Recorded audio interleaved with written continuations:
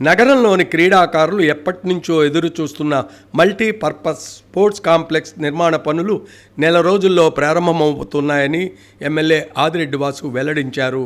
రంజాన్ పండుగ సందర్భంగా దానవాయపేట యూత్ ఆధ్వర్యంలో జాంపేట ఎంఆర్ గ్రౌండ్స్లో నిర్వహిస్తున్న రంజాన్ కప్ 2026 సీజన్ 4ను ఎమ్మెల్యే ఆదిరెడ్డి బుధవారం సందర్శించారు.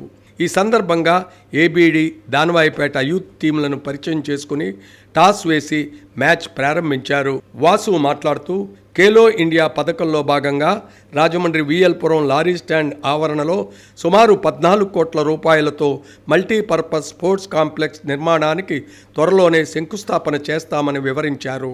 పుష్కరాల నాటికి ఈ స్పోర్ట్స్ కాంప్లెక్స్ అందుబాటులోకి తీసుకురావాలని కృతనిశ్చయంతో ఉన్నామన్నారు. క్రీడాకారులు అన్ని అవకాశాలను సద్వినియోగం చేసుకోవాలని సూచించారు. నిర్వాహకులు సయ్యద్ అల్తఫ్ ఇమ్రాన్ మాట్లాడుతూ ఈ రంజాన్ కప్కు అఫీషియల్ స్పాన్సర్గా ఆల్ సమీ గ్రూప్ ఎండి అబ్దుల్లా వ్యవహరిస్తున్నారని తెలిపారు. రోజుకి 4 మ్యాచ్లు చొప్పున నిర్వహించి ఈ నెల 10వ తేదీన ఫైనల్ ముగించి విజేతలకు బహుమతి ప్రదానం చేస్తామన్నారు. మొదటి విన్నర్కు 25,000, రెండో విన్నర్కు 15,000, మూడో విన్నర్కు 5,000 నగదు బహుమతితో పాటు ట్రోఫీలు కూడా అందజేస్తామన్నారు.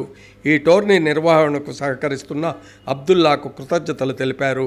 ఈ సందర్భంగా క్రీడాకారులందరికీ కూడా తెలియచేసేది ఏంటంటే క్రీడల్లో రాణించే వారందరికీ కూడా ఒక గొప్ప శుభవార్త.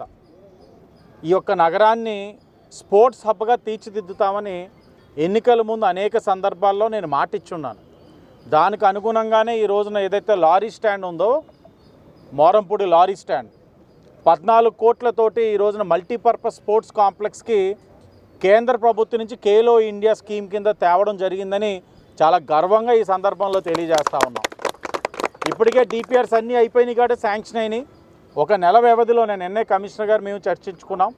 నెల వ్యవధిలో టెండర్స్ కూడా పిలవడం జరుగుతూ ఉంది. పుష్కరాల లోపే ఆ మల్టీపర్పస్ ఇండోర్ స్పోర్ట్స్ కాంప్లెక్స్ని పూర్తి చేసే కార్యక్రమం తీసుకోబోతా ఉన్నాం.